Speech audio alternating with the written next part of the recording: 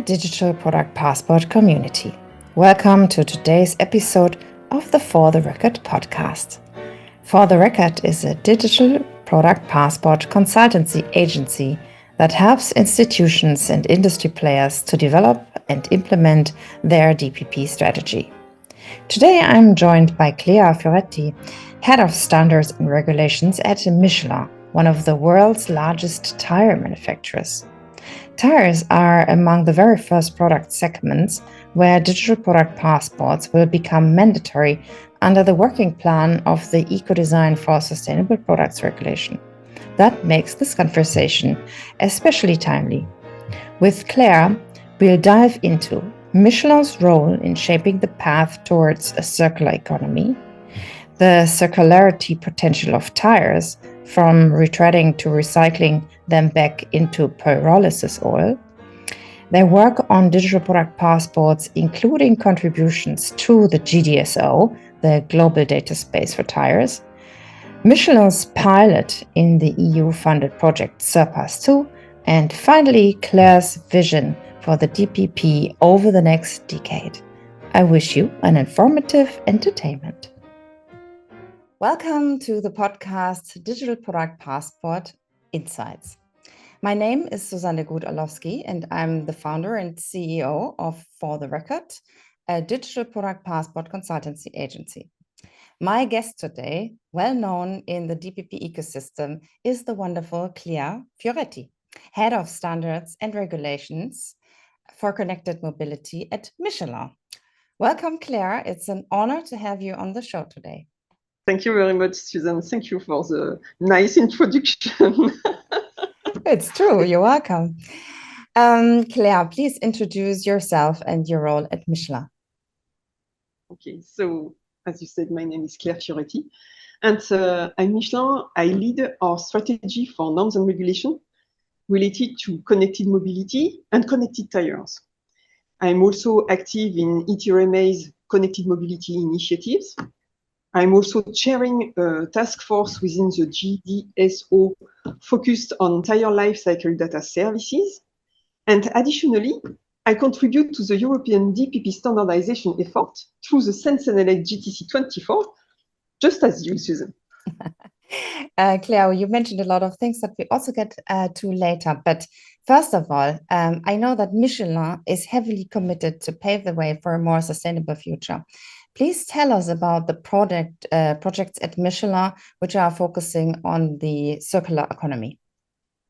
Circular economy. So, in fact, Michelin is convinced that the digitization of the circular economy will contribute to reducing the environmental footprint of tires, and that for several reasons.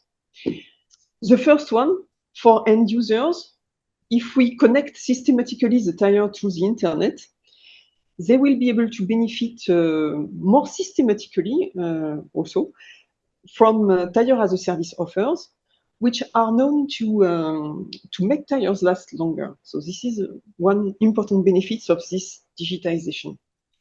Second, you know that we are still retreading about 25% of truck casing in Europe. So retreading means that we change the tread pattern of the tire after one life, after it wears out. Mm-hmm. And having access to the casing history will help retreaders to improve their diagnostic for retreadability, and as a consequence will help save casing to be retreadable. Of course, there is also benefits for tire manufacturers themselves because thanks to traceability, they can access tire performance at end of life. Mm-hmm. They can understand recycling patterns. They can improve design and better promote the sustainable performance of their tires. But the real game changer of this digitization is in developing new recycling channels. Because what is important is to close the loop regarding material circularity if we really want to achieve this circular economy. Mm-hmm. And to do that, we need to industrialize recycling, ensuring compliance and competitiveness for the sector. And that starts with qualifying the waste feedstock that is entering the recycling plants. So with traceability and tire composition data, recyclers like pyrolysers, for instance, can control input quality, guarantee the material origin, and reintegrate easily outputs into the economy as secondary raw material.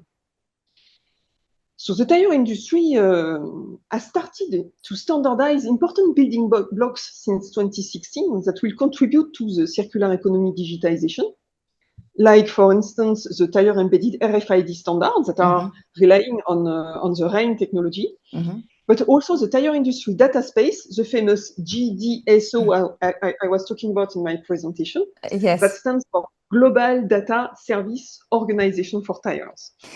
Thank you for that. Claire, not everyone is familiar with the GDSO. Maybe do you want to introduce the organization real quickly? Yeah, sure. So the GDSO was created in 2022. And its first objective was sharing data in a standard manner around connected tires. It was funded by the 5 largest tire manufacturers. And now we have about 19 members. And the GDSO is, in fact, the data space of the tire industry. So within the GDSO, we are currently developing new services to enable retreaders and end-of-life tire collectors to update each tire history. This is the new tire life cycle data service. And the idea behind this service is to integrating data exchange with the downstream value chain. Tire manufacturers in this service, so the idea is that tire manufacturers will provide information about the new tire. Retreaders and ELT collectors will provide declaration after retread, after recycling. But managing this or allowing this kind of exchange is very challenging, because usually as a manufacturer, you have no commercial relationship with all repairers, refurbishers of your product, as it is usually the case with your upstream suppliers. So in that context, the data space features of the GDSO is very important. And we are going to test this new service, this data space features, in the CIRPASS 2 project as key enablers for the DPP for tires. Yes, we're coming to the next favorite topics of mine, which is the CIRPASS 2 project. We had podcast series about CIRPASS 2 lately, and it was presented by Caroline Bernier, what CIRPASS 2 is. So for the interested listener, please go to the previous podcast and you find it there. Just in a short recap, CIRPASS 2 is an EU-funded project that is coordinating 13 pilots in different product categories, such as textiles and tires, to evaluate tools, IT systems, and processes required to implement the digital product passport framework and system in an interoperable way. And I know, Claire, that you're leading one of these pilots there. So can you tell us a little bit more about your work, your goals, your outcome, I don't know, with that exciting project? I will try. You know, on this topic, I could speak a very, very long time. So I will try to make it short. Yeah, so we have time. So you understand, Michelin is convinced of this digitization, of all the benefits of digitizing the circular economy. And by joining CIRPASS 2, we wanted to demonstrate that this digitization was possible, and we wanted to test how DPP data will change the business, in fact. So the pilot we are managing, the tire DPP pilot, is first leveraging the high number of truck and passenger car tires with embedded RFID inside that are already on the market at the Michelin brand.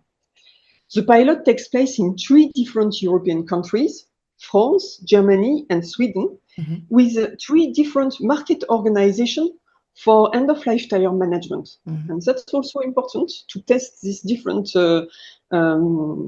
business expectation in such a pilot. The pilot is also gathering key stakeholders of the circular economy ecosystem of the tire. We have tire manufacturers, of course. We have truck casing collectors. We have retreaders. What was this? What collectors? Truck casing collectors. You know, it's when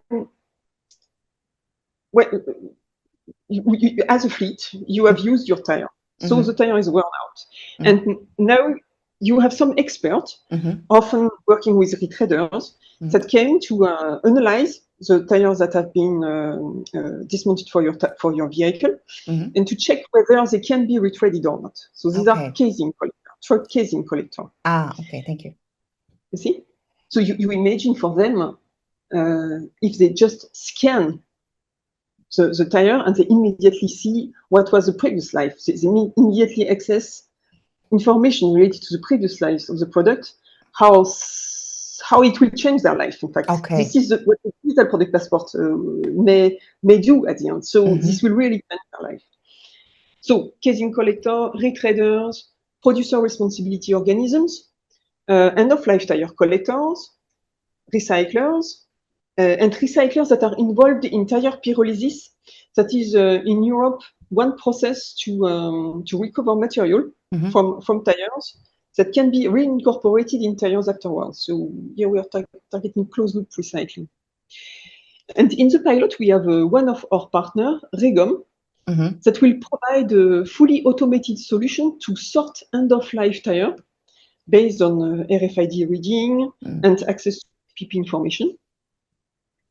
And we need to sort end-of-life tire if we want to build this homogeneous batches of material, waste material, that will enter pyrolysis plant to be transformed into recycled carbon black or new oil. And what I was explaining before, we need to better control, pyrolyzer needs to better control the input material. So this is why accessing data will help also doing that. And you imagine automating the sorting process is also very, very important here. Absolutely. In the pilot, we also have the GDSO that will enable the data exchanges between all these actors. And we have also JS1 that will just play his role of identifier issuing agency. What can we expect from this experience? Is very, very exciting experience, this pilot. So the pilot will stop by 2027. And the idea is to have first a very robust proof of concept of the DPP system that will be very helpful for the implementation by 2029 in the tire value chain. Second, we expect to have an idea of the transformation that will hit the end-of-life tire management and the recycling business in the next 10 years for a true circularity of materials. Third outcomes will be evidence of how traceability will upgrade the retread business and convince fleets to choose more sustainable tires. And finally, we expect to have an affordable, implementable DPP based on tangible standards. I will say standards that can really be implemented, as well as a pragmatic delegated act for tires in the regulation. So thank you for that. It's so impressive what you already do and have done before we even had a regulation. Also, the GDSO is not new. So there's already been an initiative before the regulator came and asked for this. And it's so impressive how to see that already today tires are being, transformed into new tires again by refurbishing, retreading, or by making oil again from those tires, or have other usage forms of old tires. It's super impressive, very important project. In the last section, you mentioned that it has to be affordable and that you're using RAIN as a data carrier. Some people would probably say that this is not affordable. Can you explain why RAIN was the right choice for you? So yeah, it's a matter of cost benefits analysis, the choice of RAIN. You can imagine that choosing a data carrier that is able to last as long as the product itself. This is a requirement, in fact, of the DPP regulation, to have a persistent electronic identification of the product during their life cycle, so that the data is still accessible when it arrives in recycling facilities. So to do that in a product such as a tire that is made out of rubber, that is submitted to high temperature, to pressure, to a lot of deformation during its life, it was a big research and development challenge. So today, the choice of RFID, of RAIN RFID to identify electronically tires, and that results in 4 ISO standards published in 2020 to describe how to embed RFID and what we need to store in RFID to achieve this unique identification of product. This was a result of several criteria. First, of course, we needed an identifier that is surviving all the tire life constraints, as I said. Second, embedded RFID is tamper-proof, meaning you can really prove that the RAIN RFID that is embedded in the tire has been embedded by the original manufacturer. And that's important in the future regulation. Second, RFID are readable in all circumstances. You imagine for tires while driving, you imagine it's reading by pile, so a bunch of tires can be read immediately. It can be read on sorting chains. It can be read in dark environments, so you don't need extra light or specific light to access information stored in the RFID. RFID is fully recyclable as any other tire components. The RAIN technology is fully recyclable. That was also an important choice criteria. Serialized, of course, so that we can trace all the events during the life cycle. We can store inside the RFID just what is necessary, so we can reduce it to the minimum necessary to identify the tire, thanks also to the link between RAIN and GS1. And at the end, this tire identification scheme, I will call it like that, can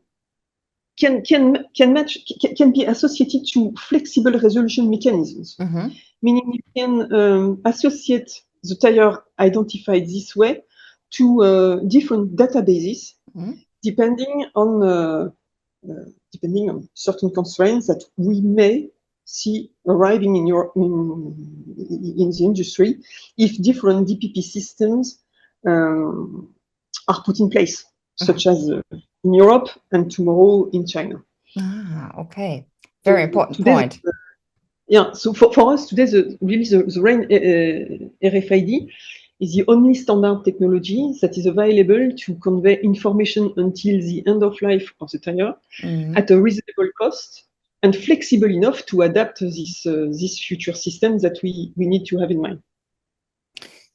Super interesting points. Thank you for sharing this, Claire.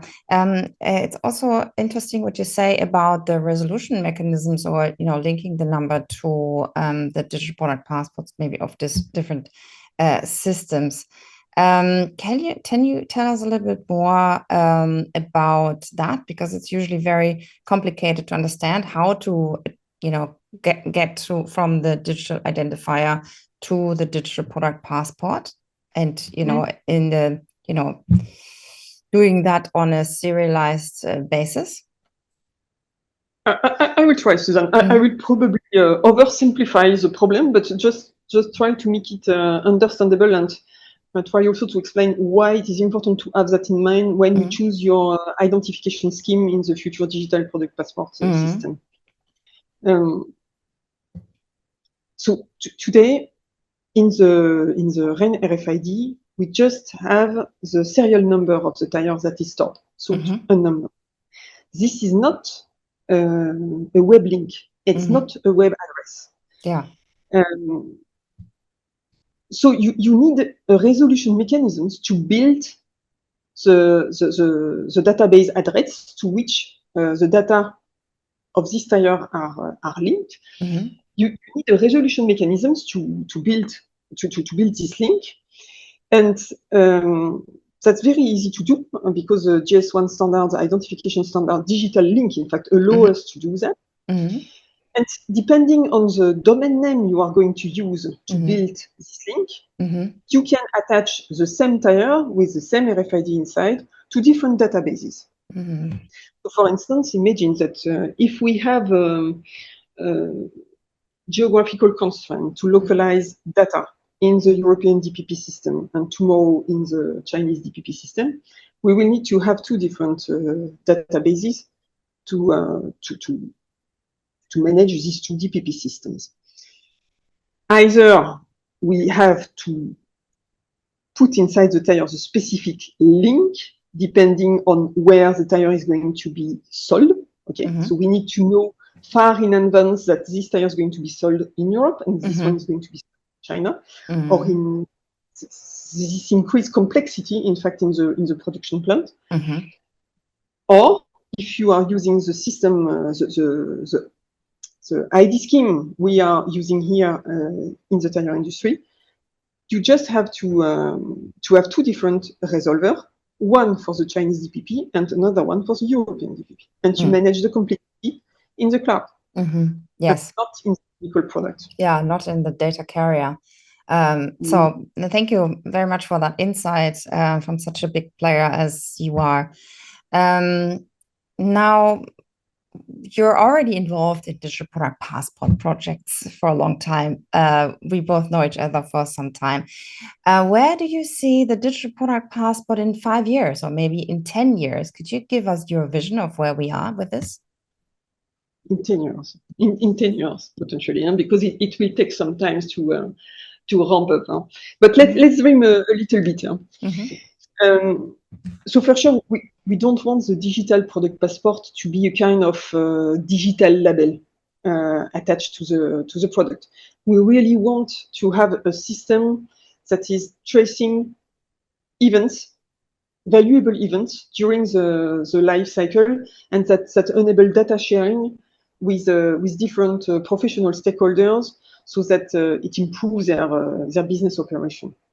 So we can say that we want the DPP to be the enabler of a true sustainable and circular economy, helping businesses to build proofs of sustainability of their activity all along the product life cycle, and really closing the loop regarding material circularity by transforming the recycling business into an industrial business of the market economy, compliant with regulation and competition. And this is not possible to achieve the transformation of the linear economy at scale without such a standard tool as a DPP. Because we can simply not manage the data exchange volume if they stay in proprietary formats and without the standard product traceability. Behind that, I'm saying that you cannot, if we really want to achieve this transformation at scale, once again, the important word is at scale. You cannot still manage your information flow by hand via Excel sheet. It's no longer possible. The risk of error is too enormous, and no, really, it's we can renounce to that. So either we go in this direction, and we expect we are going into this direction of really automation of data transfer. This is the promise of the DPP. Otherwise, it will be more difficult to achieve this transformation of the economy. Yes, thank you very much of your vision, and I'm sharing that by saying if we professionalize the recycling and refurbishing of products in the same way as we professionalize the building of the product, we will have a true circular economy, and the digital product passports and RAIN as a data carrier will help us in this transformation. And I think Michelin is an excellent player in running in front of everyone. So thank you again for your time, for all your engagement in this area. Claire, you're a game changer, and I'm looking forward to seeing you soon in person again. Thank you for the interview. Thank you very much, Susan.